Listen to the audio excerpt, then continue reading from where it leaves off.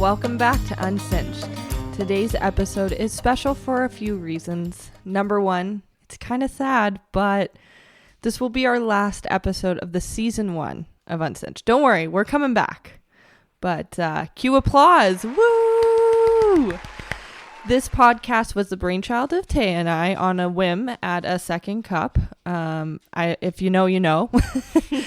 It's become so much more than that for us, though. We really appreciate all the love, the reviews, the shares we've gotten from our listenership. It's been a wild ride. This season has brought about so much fun and learning.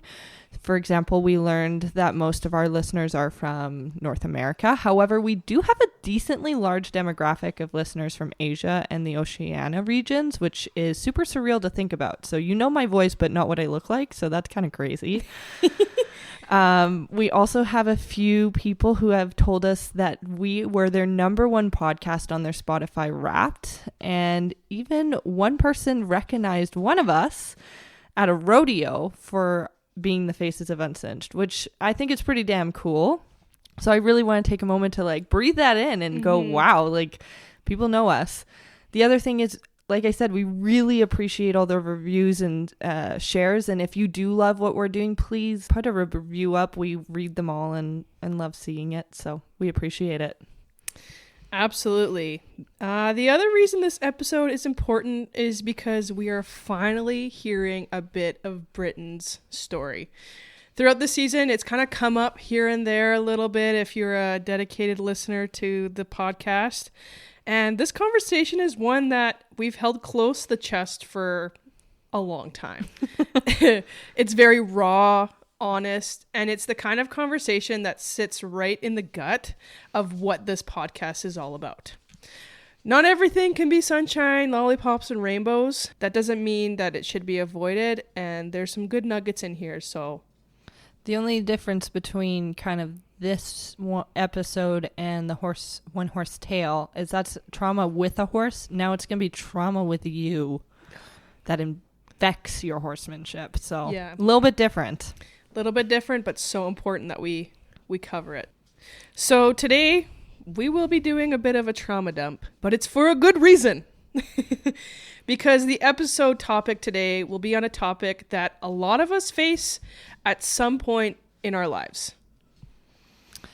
Yeah, so I guess that's on me now. I'm going to be sharing some of my own journey where I spent years navigating chronic health and pain, and at the time, undiagnosed epilepsy through my teens and early 20s, which was difficult because you were fighting for normalcy, fighting to stay connected to, your world, in my case, the horse world, and fighting to keep my sense of self intact as well. It was not a pretty time. It was not a great time, but we're going to try and talk about it with sunshines and rainbows, even when it wasn't. Yeah, see the light in the darkness. It's exactly. A life skill. It wasn't easy, and I'm not going to say it was, but it really did shape me in ways I didn't appreciate until probably later, and other ways that I'm still actively working to kind of, the word I want to say is forget, but more working through being okay with that part of myself and that part of my history as well.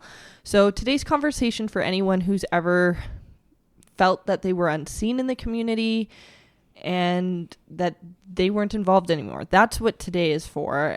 It's a reminder that every single person that you pass, whether you're in the warm-up ring, the barn, at a competition, or even online, that you see before passing judgment, recognizing that they are carrying something you don't know about. And yeah, that's kind of where we're going with the undertones of today's episode. All right. Well, without further ado, let's uncinch what's happening in the horse world. All right. I will give a little gentle reminder, though, that if you struggle with any of the things that I'm about to talk about with chronic pain, illness, fear, a lot of those different undertones, if you need to take a minute and be prepared for this episode, or maybe skip over it just because it's too hard for you in this moment, that's okay. And we will never, ever say that that's wrong. If you just need to come back to it another time, that's totally fine. Take it at your own time. And we know that this, at this moment, doesn't sound directly related to horses, but trust and believe that horses are definitely tied into this story. So stay with us. Yeah. So I want to start off by saying we spend so much time in this industry talking about grit, especially if you're from the Western world. It's like that grit and hustle harder, push through it, just get it done, especially when we compete or we're getting on a horse that we, are scared of or have fallen off of. It's just keep moving forward. But we often don't talk about what it feels like when that doesn't work. And so I'm going to specifically say when your body won't keep up with the dreams and the aspirations you have. So your body's just not in the place that your mind wants you to be.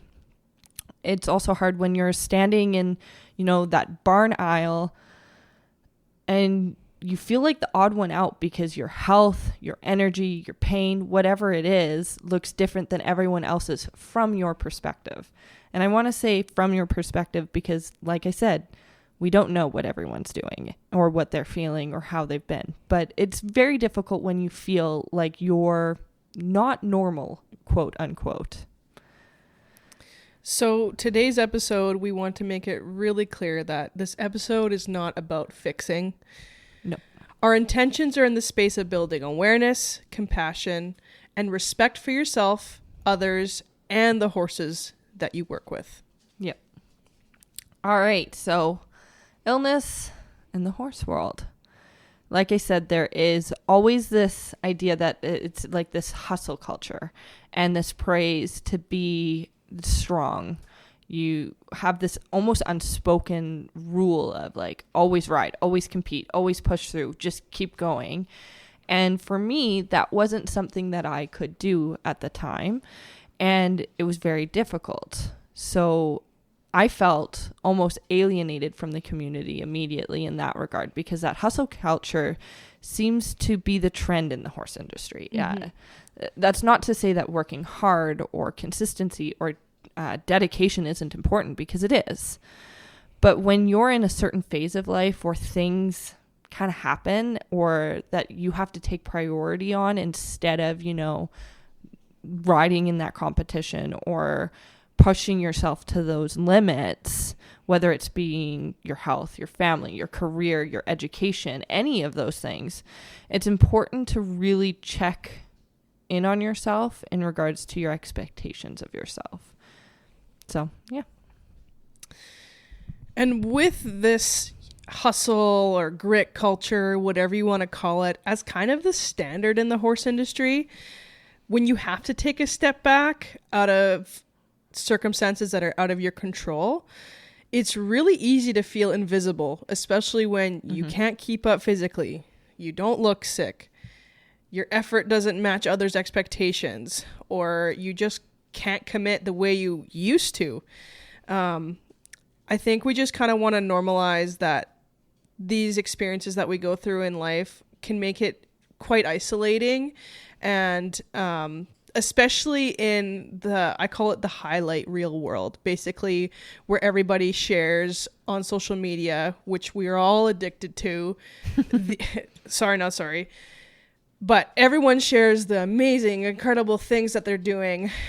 It's really easy, especially if you're in a little bit of a darker place in your head, to feel alienated or behind or delayed because we are constantly seeing content and comparing ourselves to it. Yep.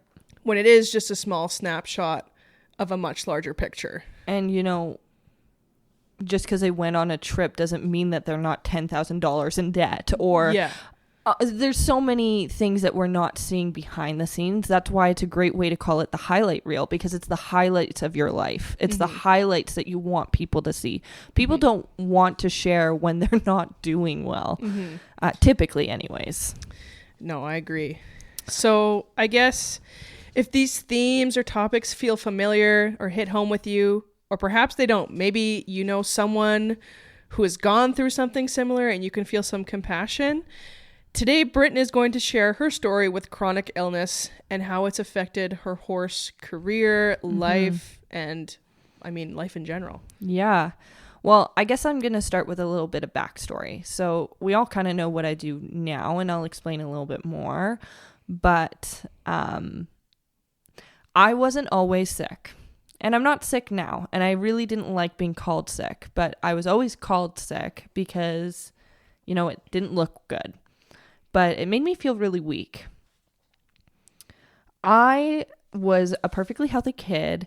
I played, had fun, did all the things. I was a part of every club. Like, no joke, if you looked at that yearbook when I was in junior high, I know junior high is so long ago. Oh my God. I was part of like everything. I did the lead program is what it was called. Like, I did all the things. I volunteered for everything. I know this will come to a surprise for everybody, but I was in the drama club.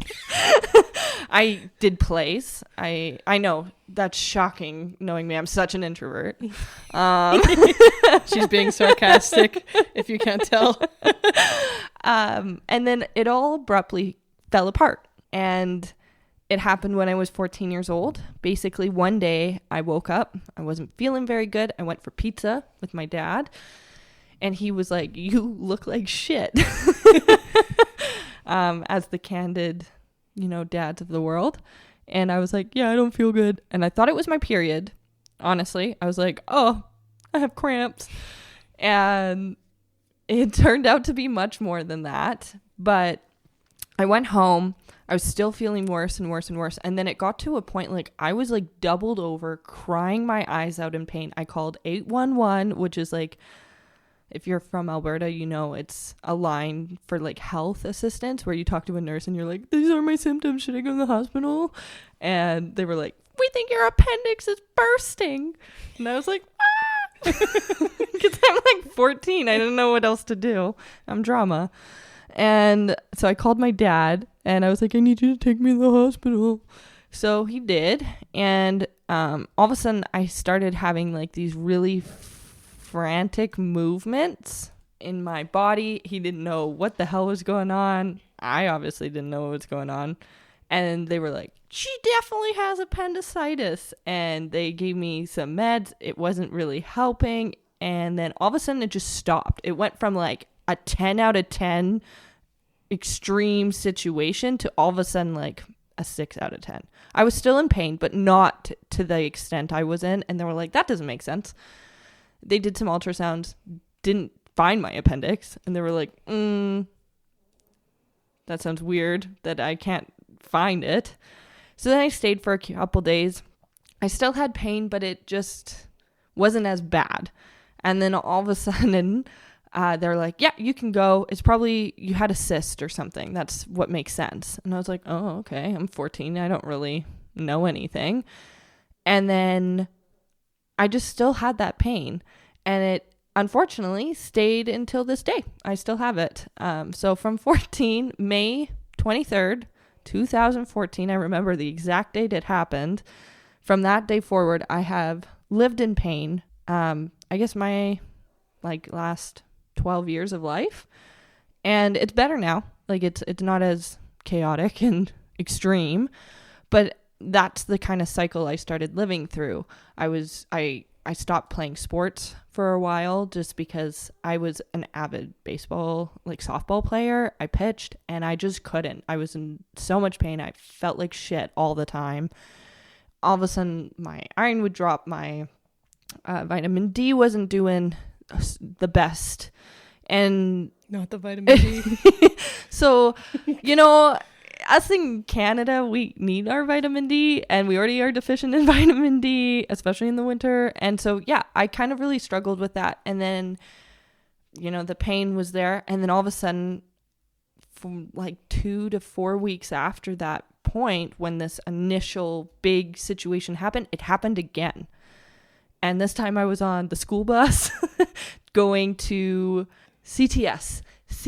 I was on the CTS bus. There it is. I wouldn't have gotten that. And I was on the bus and with my whole class, okay, mind you, I'm in grade 9 with a bunch of immature children. I start going into this again, screaming in pain, and all of them thought I was dying. Like, literally, it was this huge thing that I was dying, and the ambulance had to come. They picked me up. Again, nobody knew what was going on, and they're like, just give her morphine, because that's going to fix it. And then, again, I started having, like, these seizure-like activity, and it just kept going, and then it just abruptly just stopped, and I would get like these really severe migraine like headaches that was like mind splitting, and then I just felt really strange for a few days, and then I was fine. But I didn't go to school right away after, so there was like this full announcement that I didn't die on the bus, because my mom got calls from parents like being like, I'm so sorry. Really? Yeah. Because they were so scared, and I scared everybody, and I felt really awful about it. But she was like, no, we're good. I'm sorry for laughing. No, it's true. Like, it's crazy. And then grade 9 ended. That's how I ended my grade 9 year, where everyone was like, what the fuck is happening with this kid? Damn. And it kept going like that. Every 2 to 4 weeks, I would randomly get this excruciating pain and seizure-like activity, passing out. Like, and it wasn't for like 10 minutes. It was like 45 minutes to 3.5 hours. We're just lovely. And the hospital really didn't know what was going on. And unfortunately, I know a lot of women who will relate with this. Hospitals aren't necessarily the best place for young women, from my own experiences, because there's a lot of stigma where young women are looking for attention, especially when they're in that 14 to 17 age, and kind of this suggestion that their pains aren't real, or what they're going through isn't that bad. And I unfortunately got wrapped up in that situation. And so on top of also not understanding what was going on with my body and feeling like shit all the time, I also had doctors who were telling me I was fine, and it was all in your head. All in my head. Yeah. And then I went to high school, which we all know is a great time. And I got put into special needs classrooms because I was a disruption to other students. And I understand in a lot of ways why they did it, because they're trying to protect everyone else. But in the same time, I was in kind of the same area where there was not necessarily people with the same cognitive function as I had. And so it was very isolating, and it was very difficult. And how does this all relate to horses now? Well, I was a rider, and I loved horses, and I was kind of at that age point where I was starting to really do some fun things with horses. I was doing barrel races, and I was just really enjoying it and starting to kind of get good at it. And then abruptly, it basically ended. I couldn't really do it anymore. I was sore getting on and off. I didn't want to anymore. And everyone was scared of me going on a horse, because they were like, oh, what if this happens and you just die in the middle of nowhere? Mm-hmm. And Britain's family farm was like in the middle of nowhere in Saskatchewan. Literally is. Yeah. So it's like in the dead ass middle of nowhere. Keep that in mind. Yeah. So there's like no hospitals around it. So it was a high risk situation. But I still wanted to ride, and I still wanted to do those things. So I did them, but very minimally, very minimally. I did a barrel race, and then immediately had a seizure after. My grandfather was scared. Keep in mind, my grandfather on that side, he was a lot older, and I had it in his truck. And he did not know what to do. He like just opened the doors. I do remember this. He just opened all the doors, and he was like, is this enough? Like, to give you space? I think so. I don't know what he was doing, but he was like, does she need air? And my mom was like, okay. And he was just like, here you go. Here.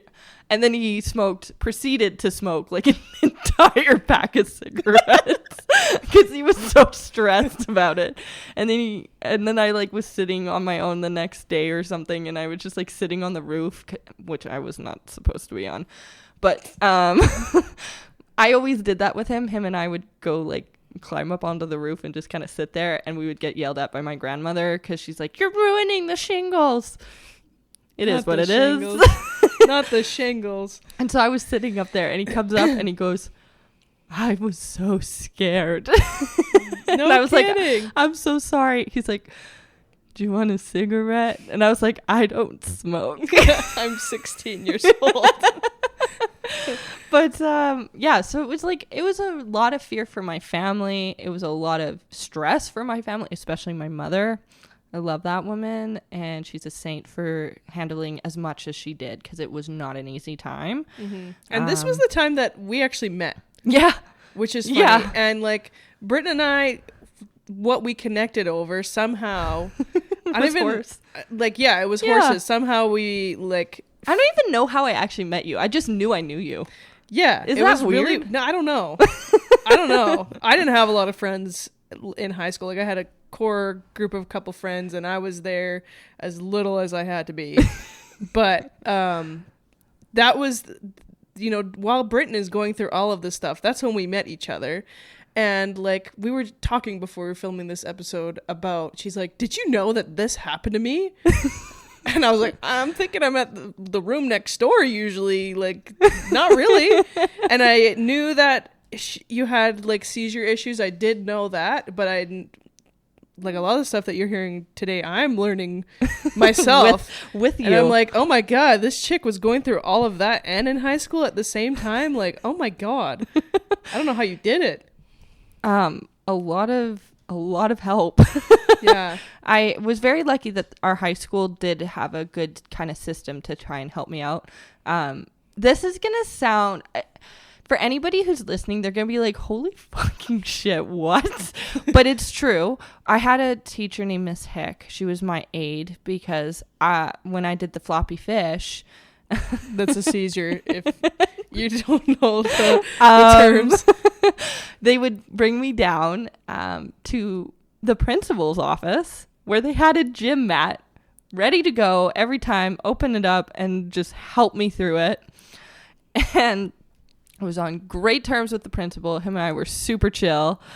And yeah, Miss Hick, she was around my age, actually. She was quite young. She was, I think, 22.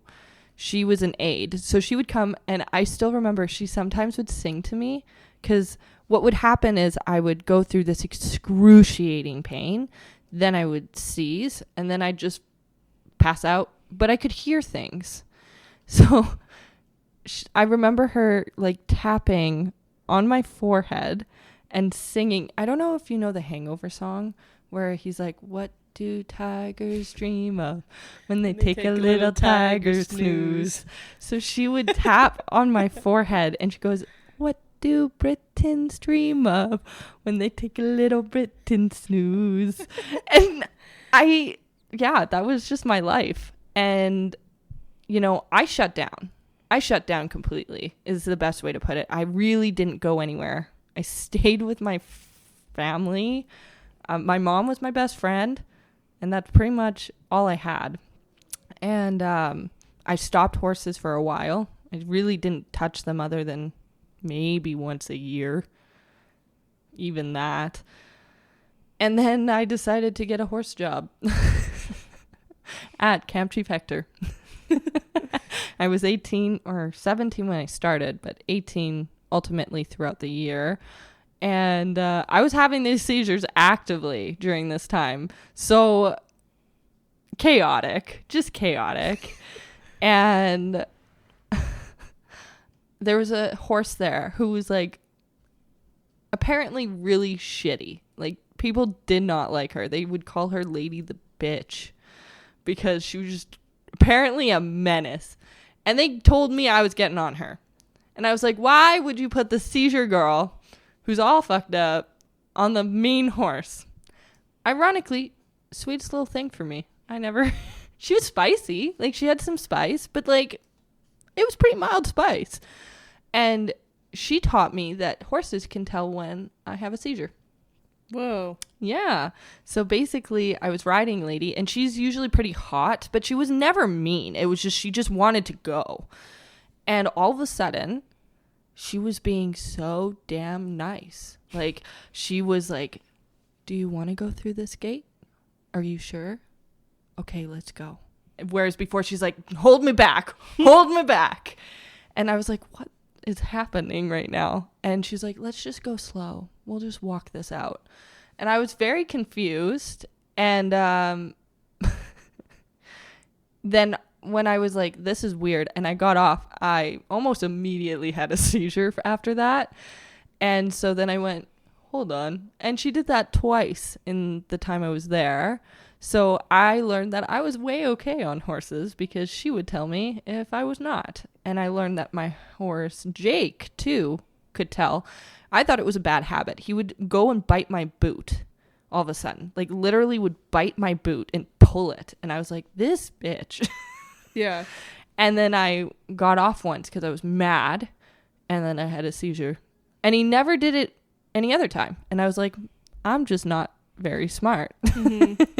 This reminds me of our confessions episode where people have like experiences where horses like actively try and communicate something to us, and at the beginning we're like, you jerk, and we automatically assume the negative behavior, and then right after something happens and we're like, oh yeah, I am the stupid creature between literally the two of us.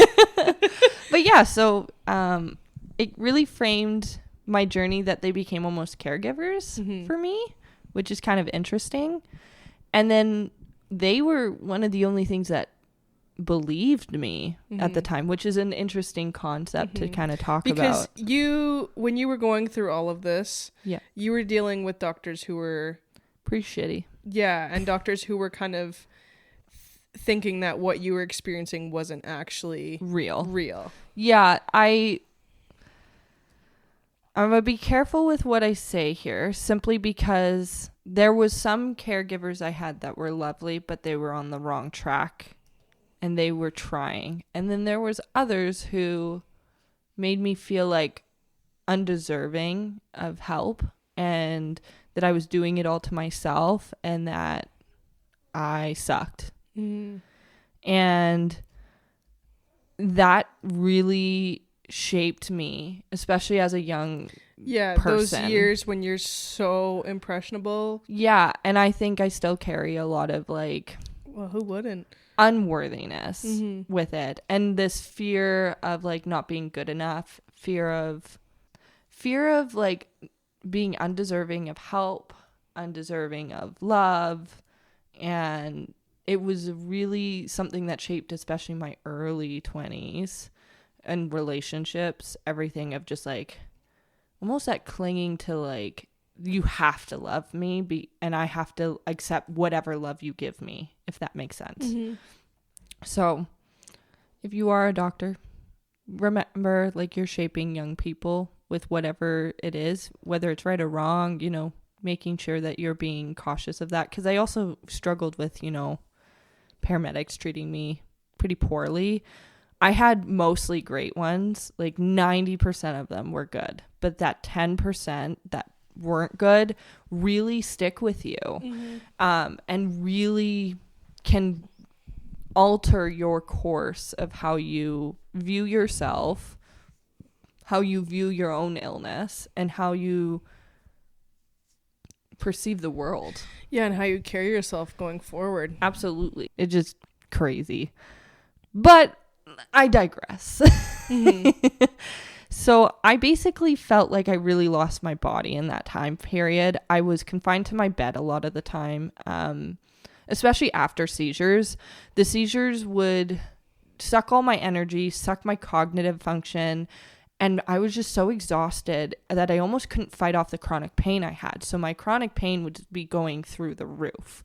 And there would be days literally I couldn't get out of bed. I was so sore and I just crying, sobbing, because I just couldn't move without feeling horrific.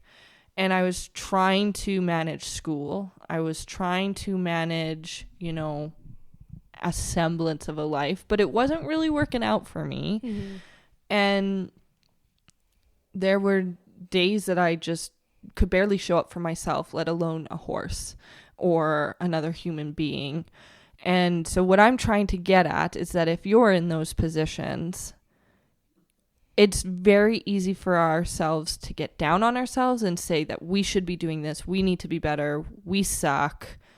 But remembering that sometimes you just have to get up out of bed. And if that's all you can do, that's all you can do. Whether it's physical health, mental health, and emotional health, sometimes getting out of bed is the only thing you can do. And if you do it, you need to celebrate it.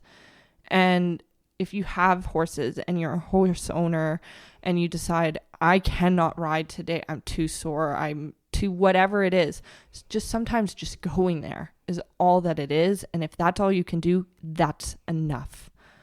And I think so many of us fight that internal battle of whether we're showing up enough, we're doing enough, especially for our horses or our dogs or our animals in general.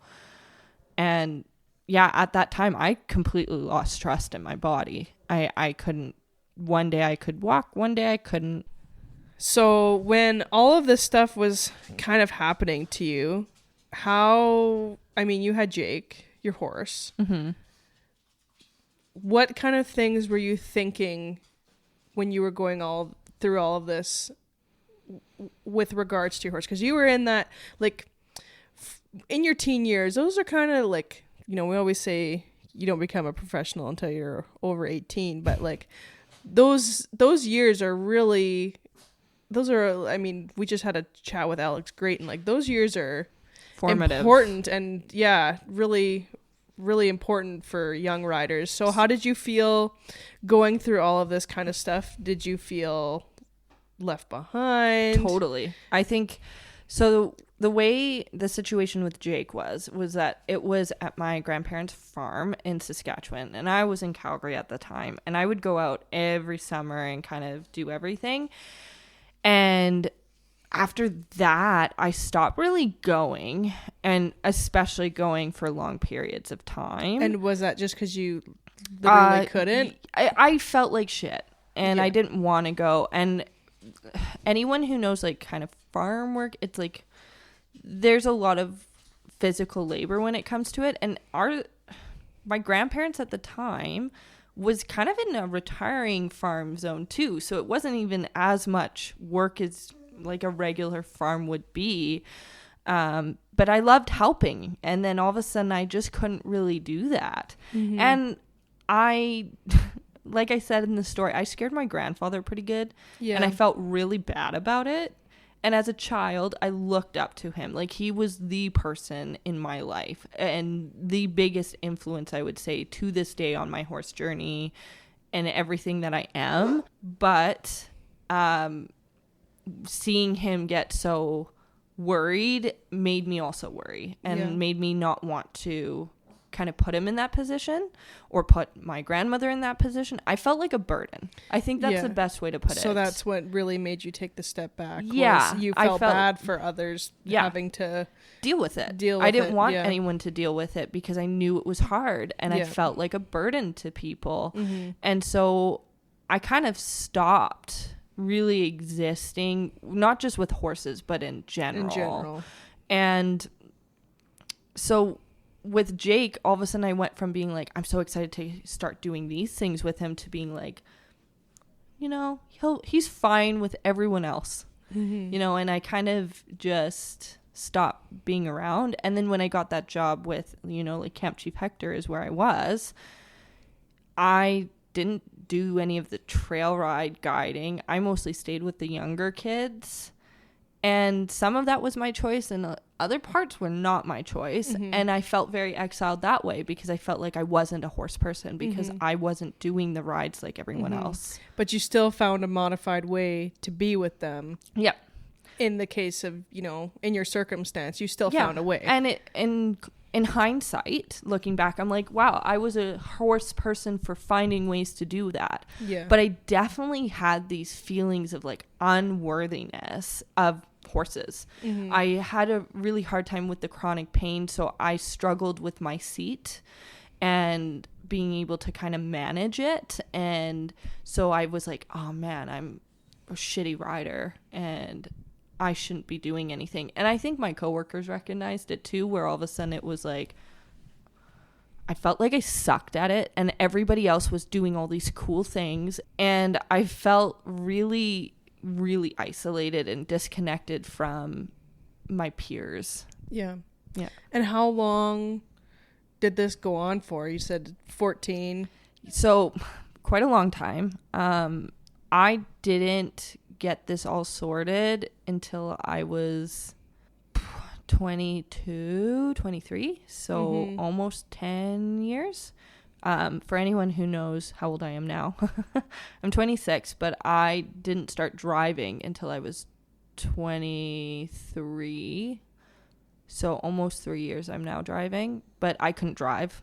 So I couldn't go to a barn. So that also effectively kind of ended my career with horses for a long time because I couldn't get myself there.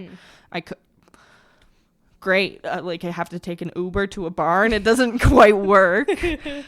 So especially in university, I had zero horse relation, which I was an agriculture degree and I didn't even have anything in there. But yeah, I had no connection to the horse world, I would say, during that time from like that university because I, 1, couldn't drive. 2, I didn't feel good. 3, I was hanging on by threads at that time because you're trying to get through university, and anyone who's ever been in university knows that that's not easy for most people. Alex, we aren't all you. Alex Drayton. Graduates university. At Engineering 20, at 20. And also works 6 horses a night and a star tennis athlete. That okay. guy's just built different. But at that time, I was missing classes often. Whether it was because I was too sore to get out of bed, or there was times where I literally was in a class and I'd have a seizure, drop, I'm taken to the hospital, I'm there for a few hours, and then I have to somehow make my way home because that's the thing, they give you a ride there's no ride back. So oh my god, there was one time I was in pajamas and they took me, I was in booty shorts, guys, like full on booty shorts, and and like a spaghetti top in the middle of winter, like February, and I had no shoes. They didn't bring my shoes. I had just freaking barefoot, just floppers. Oh yeah, like dogs out. All the dogs are out, and they're like, and it's, I think it was like 11 at night or something, because they had taken me from having a seizure in my home, and then I had to find my way back. I had no shoes and they didn't have anything, so I walked, I'm not even kidding you, I walked back in the dark in booty shorts and raw dogs in February from the hospital. Luckily it wasn't super far because it was a university hospital, but I was on ice and it was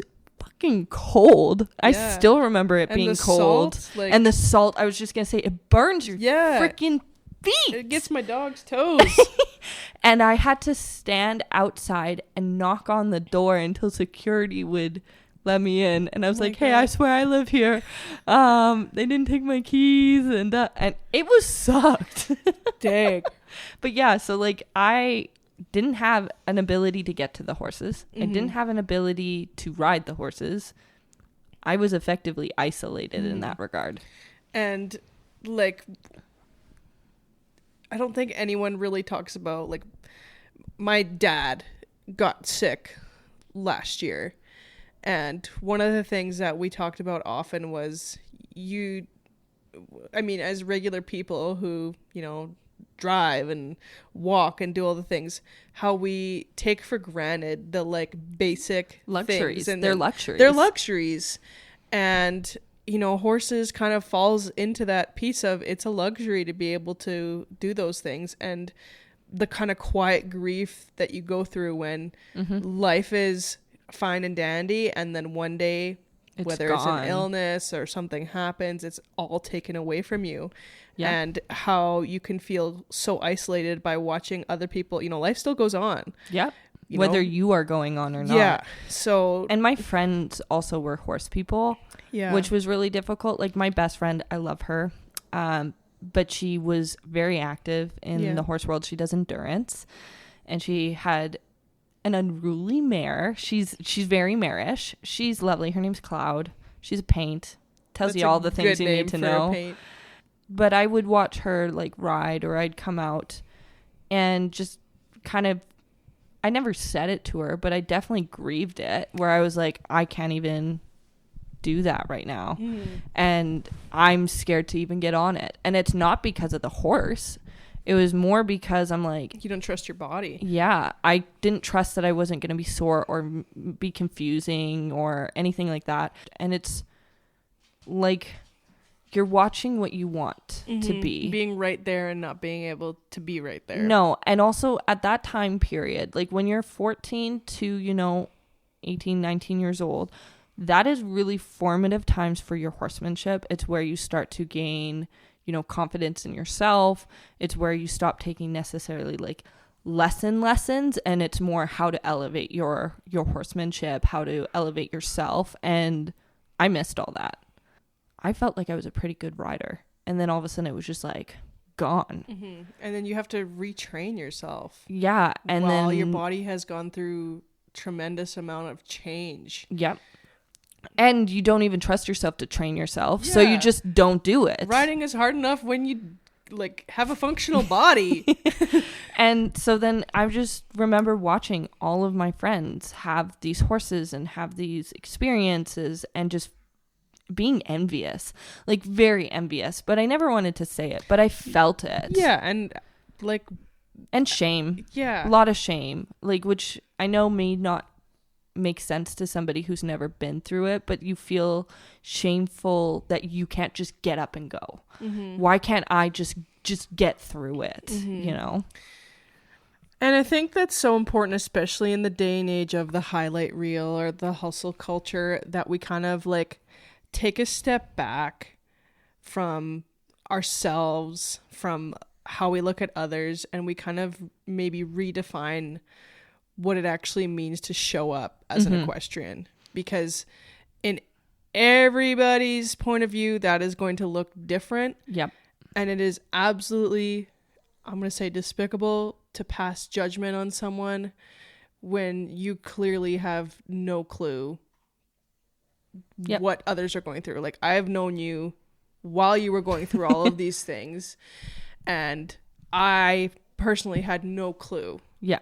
Like, that was the burden, or even the extent of it, like lots of people, even people who knew that it was happening, didn't necessarily know the extent of what I was going through, and the things that you had to sacrifice, not by choice. Yes. And none of it's by choice. I couldn't go to baths. I'm not even joking. They wouldn't let me have baths for a while because they were worried about me drowning. Do you know how shitty that is? I used to be a bath person. I haven't had a bath in years, but like I loved baths, and they were like, you could drown. And it's like, it's those little silly things. Okay, you can make it to your job in 15 minutes. Well, it actually takes me an hour because I have to go on the bus. That's something a lot of us don't even think about, especially when it comes to, the horse world. I wouldn't be able to do what I'm doing right now without a vehicle, because I go to the horses. They don't come to me. There's no train line out to the middle of buttfuck nowhere. There's no bus line that takes me to some random person's acreage. It's like, I have to have a vehicle for that. Or when you're training horses, or anything like that, even the time of at that time I knew when I would have seizures, not necessarily to the exact 0 of the date, but I knew I had a 2 to 4 week timeline. Once I was hitting there, that's when I stopped kind of doing things. I wouldn't go out, I wouldn't do this, because I didn't want people to see it. And I was so worried about it all the time, and I didn't want to be a burden to other people. And I think anybody can relate to, when you feel sick, let's say, and you're like, oh, I just feel like crap. I don't want to go to this social gathering because I'm going to bring the mood down. Mm-hmm. Well, I felt that 24/7 every day from the age of, 14 until I was almost 23 years old. I felt this overwhelming shame and like, I'm going to bring the mood down. And so those little things that you don't even think of become huge and limiting to your whole world. So I think if you're listening and can relate or known someone who's gone through something similar, it's important that we redefine what it actually means to show up. Not this hustle culture where we're there 7 days a week, riding 2 to 3 hours every day. Because, I mean, in some, phases of life, that might be possible. And there's nothing wrong with that, to be clear. But life is life. And it's important that we kind of reframe and are kind of, I guess, mobile with the idea of what success looks like, because depending on what you have going on, that's going to change. Yeah. And I think with different phases of like you said, whether it's illness or it's just being at school, because a lot of people can relate going to university and everything kind of changes then, or just becoming an adult and you have to pay bills or starting a family. Exactly. Your journey with horses is going to look a little different from maybe when you were at your peak, and maybe it'll look better, maybe it'll look worse, or maybe your horse isn't at a place that they can do that.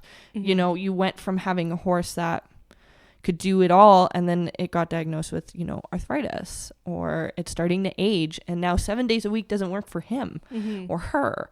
And so redefining showing up as like meeting where you are and meeting where your horse is.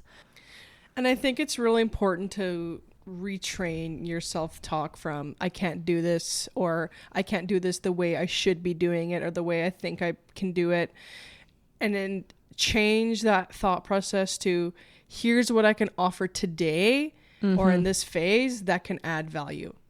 Something that I'm still working on, and I'll be honest, I'm still working on it because I am not perfect in any way. You're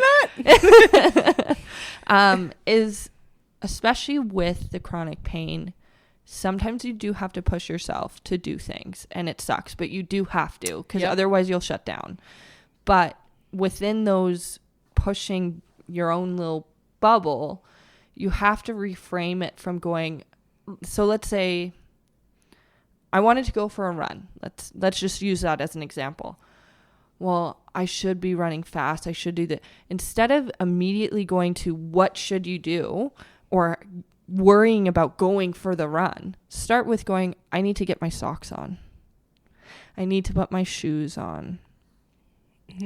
I just need to get outside. Taking it step by step. I just need to put my music on. And like the small steps to get to that big one, because it will feel less daunting, because I find, especially if you are already maybe dreading an activity or anticipating a bad thing. Yeah, anticipating pain, for me anyways, was pain. When you're anticipating pain, you automatically have the defense mechanism from your own brain saying, okay, we're just gonna not. So how do you push past that without throwing yourself off the cliff? Okay. One step at a time. Break it down. Step by step. Everything can be micro-stepped. You don't have to do it in one day. But if you just take little steps consistently, even if they're super small and they seem like putting on your socks is not a big accomplishment. Well, if you do 10 of those little mini steps. Yeah. All of a sudden you got there. Yeah. And you didn't know how you got there, but you did it. And I think another thing, especially in the horse world, that productivity does not prove you're not dedicated. Like if you felt unproductive in a session, whether you're horse training or you're working your horse, it doesn't mean you weren't dedicated to the task. You know, if that makes any sense. So be nice to yourself. It's hard. It's really hard. It is hard. And as much as you can, remember that with horses, if all you can offer is connection, whether that's, going out, seeing your horse out in the pasture in their pen, Mm-hmm. bringing them just to groom them, giving them companionship, in certain phases of life, that's enough. And that is totally okay. Mm-hmm. And now, abolishing and ditching your goals, I don't think is something that I would personally do if I was put into a situation like that. But reframing how you get to your goals and having that skill, because roadblocks come in the way, but it's about how you get around them or how you get over them, how you get through them. Mm-hmm. And one quote, I think we talked about it earlier this season. I don't remember what episode it was, but one quote that I've heard while I was in the similar age, I think I was 18 or 19, 1% of improvement each time you spend with your horse is enough, because after 100 sessions, if you improve 1% better, in 100 sessions, your horse is going to be 100% better. Mm-hmm. So looking at it from that perspective and reminding yourself that small changes, small positive changes are still changes and they are positive is super important. Mm-hmm. And to give yourself grace and to be kind to yourself and others, because we're all our own biggest critics, and Totally. it's important to kind of take a step back and, give yourself grace for showing up. And however that looks like, it's going to be different for everybody. It's important to acknowledge that and to be proud of what you can offer, even though it might look a little bit different. Yeah. And I think to kind of make it a bit more of a full circle moment regards to myself, what I went through really did shape who I am today. It has also shaped my horsemanship. Your business. My business for sure, because one of the things with me is I work on horses and sometimes we don't know why they're in pain or what it is, but I know it's pain, and I may not be able to fix it immediately, but I sure as hell won't give up on it. And I will find ways to try and alleviate it. It may not fix it, but we can alleviate things. And I think it really shaped my career in the sense of I went from being like, oh, you're just suck it up, to why. More asking of why, because I had the same thing where people, I'll just equate it to vets like poking and prodding me like a horse, and I would get needles, I'd get injections, I'd get all these, and nobody quite understood what it was for a long time. And to the point now, chronic pain, we think it's just a nerve is damaged from the initial seizure, but again, we don't know why, but it's still there. I still feel it, whether we can find the cause of it or not. I still have those pains. And that same goes for your horse. We may not know why, but that doesn't mean we just assume it's not there, or that it's not worth our time to investigate. So I think it's really shaped my career that way, where I'm more receptive to like unknowns and being like, that's okay, but we're going to still try our best to make sure you're as comfortable as possible. What would you say your top lessons learned? With horses or just in general? With your health experience in general and how it connects to horses. Okay. I would say this top thing that I've learned is that take everybody for who they are, like for horses anyways, and work within those confines. I think that would be the biggest one, I would say. And that you're not useless and your horse is not useless if they have something. Okay, another thing that I kind of wanted to talk about in this episode too. I mean, obviously now you ride, you have a horse, you are back in action, you're working in the industry. Now that you've gotten back into things, what have you found has been kind of a struggle in regards to like taking lessons and there is a few things, And this, I guess, will be very vulnerable. And I think you and I've talked about it before, but I have this extreme stress, I would say, of like what people are thinking about my riding, if they think I'm not developed enough in things. And I don't claim to be a trainer, never have, but sometimes in my position, because I'm a horse person in a professional capacity, and this is again on my own self, I worry that if I'm not a perfect rider, I don't know everything, or I can't do certain things, that it means that I shouldn't be in my position. And so I think that's something that I still struggle with. And then for lessons, sometimes I don't want to ask for help because I worry that they think I should be further along than I am. And like from a coaching perspective, they're like, well, why don't you just know how to do that? And because I haven't done it, because I never had that training, because I was dealing with all this, I worry that they're judging me for it. So it's harder to seek out help that way. Or if I'm not feeling good, I don't like to tell people when I don't feel good or when days are really rough. I'm very lucky that I'm having them a lot less than I did, but they do happen. And I get sore when I ride. My hips get really sore and I'm kind of iffy afterwards. And so sometimes it's like I just don't want to do it. And then people be like, well, why are you so sore? So I think those are things that I'm still struggling with and I need to work on. And I think anybody can kind of relate when they're, especially even if you just took time off from horses and then all of a sudden you get back in the saddle and you're like, holy cow, I don't know how to do this anymore. Because it's not like riding a bike. Like, yes, it's like riding a bike that you know how to do it, but the muscle memory and the atrophy of muscles, even from lack of doing it, you'll feel it. Yeah, absolutely. It's riding's hard. Yeah, and to complicate things further, I was in an accident years ago now, which is almost coming up on 8 years too. When I was 18, when I'm in the throes of all this, I did get on my horse, and this was a total fluke. Had nothing to do with the seizures, to be clear, but I came off.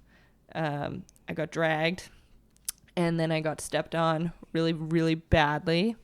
I was by myself because great life decisions. And we still, to this day, don't know how I got home. But it was not a good situation. And I was in the hospital for a while. And I really wrecked my leg. And I have permanent injuries from that. So I have no feeling from my knee down. So you could stab me with a knife and I wouldn't know. But with that, it changes my gait patterns. I do, or I'm supposed to, wear prosthetic braces. And I do it most of the time. I hope my physio and my doctors aren't listening to this. But I'm supposed to wear that because otherwise I degrade my hips from the way my walk pattern is. And so basically I have a paralyzed right leg and kind of some minor other things that kind of never went away from the experience. So I add that to the bucket of just like, here, let's drop another thing in there. But because of that, it just adds another element of like hiding, if that makes sense. Yeah. One thing I kind of wanted to touch on is, as someone whose body has been through a lot of things, obviously, riding horses is a dangerous sport and requires some skill, and most of us learn. Some of us just get on and go, but the vast majority of us take lessons and clinics and all of those things. And one thing that I thought that would be maybe, I don't know if nice to mention or something to just have a conversation about, is for all of us to remember that, like, riding is a hobby and is supposed to be fun. Yes. And if you have gone through something where your body has changed, or you have taken a step back from riding and you're coming back into it, I think it's super, super important, if not like necessary, that when you are out seeking a new coach or someone to take lessons from, that, I mean, obviously we can understand where shame and things come in and not wanting to share what you've gone through. But I think it's so important to share those things with your coach so that they are aware of what you have going on, so that they don't criticize you. And they can also tailor their program to fit you. Yes. And I think it's really important that you lay all those things kind of out on the table. And if you find someone who is like makes you feel uncomfortable, that is not someone that you want to ride with. No. And the other thing is you don't have to immediately get back on a horse when it comes to something like this. That was also something I struggled with, is like, I didn't even want to get back on. Well, yeah. After the accident, especially. I cried. I'm not going to lie to you. I sobbed getting back on the first time. Yeah. But something that I've also done, and I think they're not that they're common, but there's something that you can kind of find if you're looking for it. I was trying to work on strength in my leg and in my hip to compensate for that right leg and compensate for kind of other things. So I sought out an animated horse, like it's a animatronic style of horse. Oh, like a... And so it's literally this big horse from Europe, but it's a machine. What are they called? Like a riding simulator? Yes. Yeah. It's a simulator. And I had a coach where I'm not worried about the horse and I'm not worried about, any of that movement.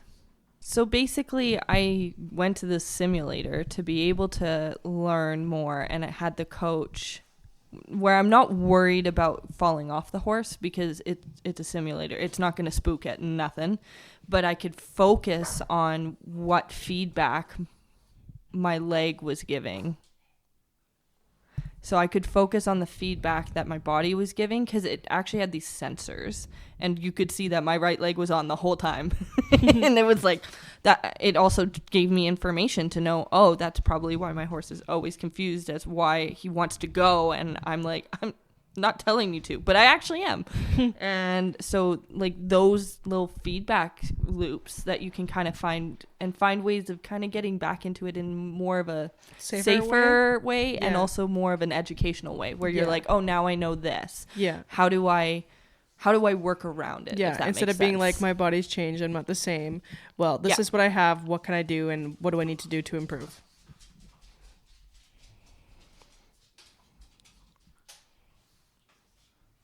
I think we've gone through basically the set realistic expectations. Yeah. We can just kind of, and I think we did talk about extending grace.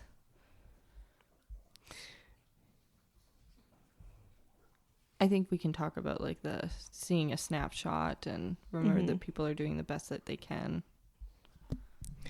I think it's important to remember that in the grand scheme of things, and when you're at the horse show or at the barn and you see someone living their life, to remember, we kind of talked about it earlier in the season, but remember that you're only seeing a snapshot. And when I say that, I mean you're seeing a small sliver of what someone is actually going through. And it's so important to remember that people are doing the best and doing what they can with what they have. Yep. And that not only applies to knowledge and skills, but your mental mental and physical, the mental health. But your mental and physical health too. I mean, at the end of the day, as long as your horse's needs are met, and I talk about the 3 F's, forage, friends, and freedom, it doesn't really matter if it's not performing or competing or doing all of the things. Like, honestly, it really doesn't. It's not going to destroy their life. Yeah. It's not going to destroy their social standing. They still have the hierarchy. Yeah. We have to remember that, like, horses don't have an agenda like us. No. They're pretty chill if all They're they just do happy to be there. is if they're pretty chill to just exist. And they're pretty okay if all they can do is be rode once a week or once a month by you. Horses don't have a concept. I mean, some might, but I don't think they really understand or have the social pressure or weight of winning or understand that kind of perspective like us. So I guess what I'm trying to say is just stop judging others and stay in your lane and offer help instead of criticism. Absolutely. And understand too that sometimes your help isn't going to be receptive, if that makes sense. So you might be offering help and they may not take it, and that's not because of you. It could be the circumstances they are in. Yes. So like somebody telling me, take your right leg off, I'm not going to take that as, like, yeah, you might be right, but I literally can't do that. Yeah. And so don't feel like somebody's snubbing you, I guess is the best way on both ends. Like somebody offering that help is not necessarily trying to tell you suck, which I need to get better at. Yeah. But also recognizing that if you're offering that help, they may not take it. And it's just because they have different things going on that help isn't helpful. So I guess for those who are in a rut or a dark time, dealing with serps and living in it, for those in a rut, dark times, or in similar circumstances to myself, honestly just have patience with yourself and have grace, and remember that at the end of the day, the only person you should be competing with and comparing yourself to is yourself, and how to be better 1% of the time, one day at a time. Asking for help does not make you weak, and taking time for you is important. And it's also important to recognize it's okay to maybe not go to that social function or not go to that competition because you're just not in it at that moment, and that's okay. Just don't isolate yourself completely. Remember, it's not a moment. You mean it is a moment? I'm confused. Yeah, I was just, never mind. It's only a moment. It's not a moment. It's not. It's your fucking life. I think we talked about the grounding a bit. I think this one can wrap up because it's a heavy topic. Yeah. All right. So do we want to do the thank you and season wrap up? Okay, well, that was thick and that was heavy. Like cream. But we got through it. We did. Well, before we wrap this up, we want to take a second to really breathe this moment in. In through the nose, out through the mouth. Breathing ASMR. Obviously, this episode was very thick and heavy, like cream, according to Britain. So for those who stuck it through and listened, thank you. Yeah. But I guess we're at the end of this one. And again, we're at the end of season 1 of Uncinched. This started out as two girls joking around at Second Cup. And we thought we were so funny that we could turn it into a podcast, and then it actually became real. So somehow it is we're here. We're finished our first season. We've learned a lot. Oh yeah. We've grown a lot. And honestly, this podcast is something that we're both incredibly proud of. Totally. We really appreciate everyone's support and kindness throughout this process. To every single one of you who listened, shared an episode, followed our socials, commented, sent us your stories, or gave us grace when we stumbled, because we did do that a lot. Thank you. We really appreciate everyone's support and kindness throughout this process, and we couldn't have done it without you. Yeah. Just to mention, honorable mentions, I'll say we do have a giveaway going on. So there's still time to be a part of it if you want to. So our giveaway is including a bodywork session, photo shoot session, and 2 lessons.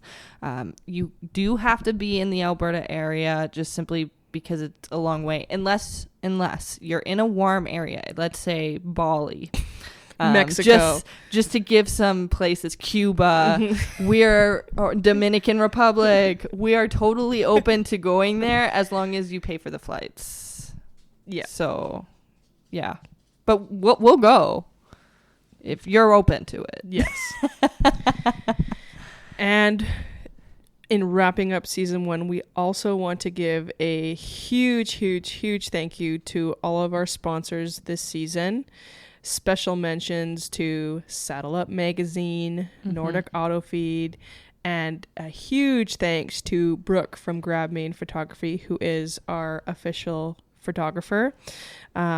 She is incredible, and she makes us look far cooler than we actually are. Absolutely. On that note, if you are a business and you have enjoyed listening to this podcast and you're thinking, hey, I'd maybe like to put an ad in or sponsor it, we are looking for season 2 sponsors. So if you're interested in getting Uncinched involved with your brand, please don't hesitate to reach out to us. Whether you're big or small, we take it all. And yeah, we're super excited for season 2. We're heading kind of offline for a little bit to rest, reset, and, come back swinging for season 2. And I can promise you it will be bigger, it will be bolder, and better than ever. So make sure to mark your calendars and keep those reminders on for when season 2 drops, which will be in late February in 2026. Don't worry, it's not going to be like 10 years from now. It's just a few months. You will see us again. All right. And because it's December, we just want to say take care of yourselves this holiday season, whether you celebrate Christmas or any other holiday, Hanukkah, you celebrate Turkey Day, whatever you want to call it. Give your horses an extra scratch for us. Give yourself a little grace when you need it, and know that we love and appreciate you, and we will see you soon. So, Merry Chrysler. Merry Chrysler. Bye. Bye.